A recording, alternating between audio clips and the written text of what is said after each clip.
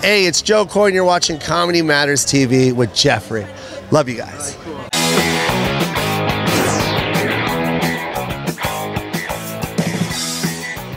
Hey, it's Jeffrey Gurian here, and I'm at the, what hotel is this, Joe? It used to be the Hyatt back in the day. No, that's why I'm confused. I'm here in the lobby of the Doubletree Hilton Hotel for the 40th anniversary of the Just for Laughs Festival with my friend Jo Koy. Congratulations. Yes. And we are friends, by the way. Yes, and it's so wonderful to see you here, man. Finally. We've waited 4 years, has it been? Yeah, it's been. Well, you know, I think the last time was when we were on Bennington together. Right. Yeah. Oh my God. Yeah, that was a few years ago. Yeah. But this is a very important film. Very important film. Easter Sunday is a very important film, and Joe is the star. Did you write the film? No, it's loosely based on my story, my stand-up, you know what I mean? And, you know, we got the writers, the team of writers. Ken wrote a script, and then Jay and Katie, they all pitched in, and we all pitched in. So it just, the story is just loosely based on my family. But you know what? It's a labor of love. It's obvious. I only saw the trailer, but seeing all you guys, you know, Jay. Spencer. Sorry. No, that's okay.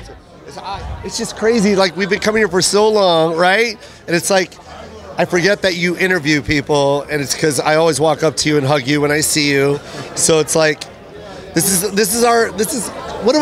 like? This is like our Super Bowl, right? So we're all here and we're all friends, and it's only like we're only here for like a couple days, and I won't see you again. So I know. That's why I think I've hugged him like 10 times already. No, but I love that. And you know what? I love that you said you got emotional. I'm that kind of person. I'm an empath. I feel what you feel. I can't help but feel what you feel. I feel your joy. Yeah. And so that's why this movie is so special, because representation is so important. Yes. It's so important. And to see, you know, a lot of people didn't think of Indian people as Asian, that they're South Asian, you know? Yes. Everybody.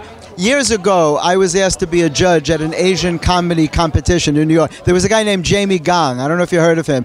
He created takeout comedy. Okay. And after 9/11, Chinatown got hit very hard, and he was trying to bring people in by doing comedy shows. Okay. And so I was a judge, and I didn't know that Asian people could be funny. Nobody knew that in those days. Yeah. And now the game is completely changed, and it's so wonderful. Yeah. Just so wonderful. But do you consider yourself an empath? You feel? Are you very emotional? Very emotional. Like, I carry everything on my back. You know what I mean? And I feel like there's more than just telling a joke. It's like, you know, I got to tell a story. I want you to relate to the story, and I also want you to laugh at the story. But I also want you to hear my pain, and I also want you to learn about my culture, my family. So that's why I tell those stories.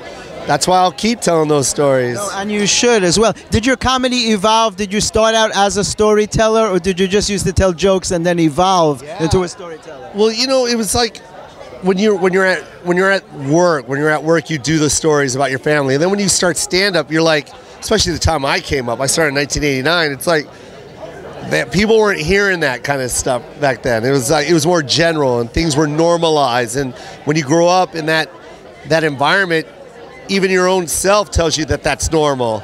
You know what I mean? Oh, I'm just supposed to do a general Asian voice for all Asians because that's how it is right now. You're not allowed to be an individual. You're not allowed to be specific, because if you do, then people look at you funny or say things like, I don't get it, you know? And now we're not in those times anymore. Now we want to be heard, and we've been wanting to be heard for a long time, but now we're given these platforms where we can do that and make it happen. So, but it's almost worse now. Like Yanis Pappas told me, he does Mr. Panos. He gets death threats from the Greek community for doing his own nationality's accent. Yes. Have you had those kind of problems? Because people, the audience in general loves to hear people do accents. Yeah, I think it's not even about the accent. The joke isn't the accent, like I stressed on stage.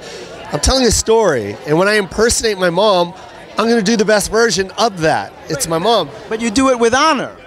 Exactly. So that needs to be heard, because you know that person. When I become that character on stage, you relate to two people. One, a mother, and two, you probably know her. You probably worked with this person.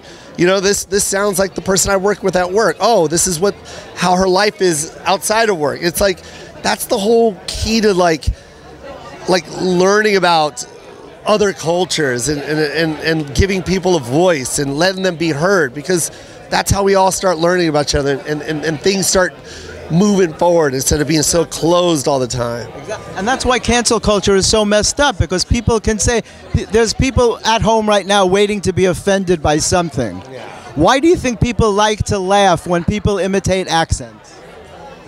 I don't think it's that. It's the story behind it. You know what I mean? Well, it's a storytelling. In general, but whenever I see a comedian come out, like I saw a guy come out in a British accent, people loved it. And then he wasn't even British. He just did the British accent. But people in general seem to like it when you can imitate an accent. There's a real talent there. And I noticed that you're a great imitator. Yeah. Well, one, I just like to, I think I'm getting off subject here, but it's when you learn about other people's cultures, it's fun. You know what I mean? If you can do it in a fun way. So yes, the art of storytelling, that's what I like to do. And learn more about other people, especially like my mom, her character. You know, I'm going to do the best impersonation of my mom. It's so nice that you're so close to your mom. And you know what?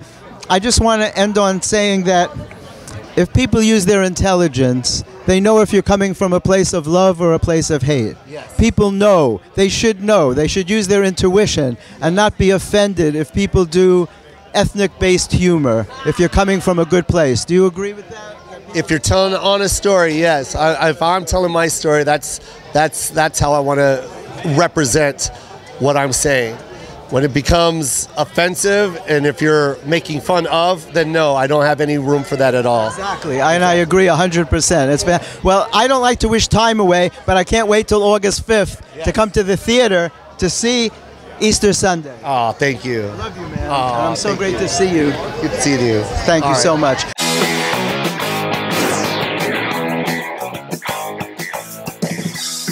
Hey guys, thanks for watching Comedy Matters TV. To check out some of our other videos, click on the boxes on either side of me.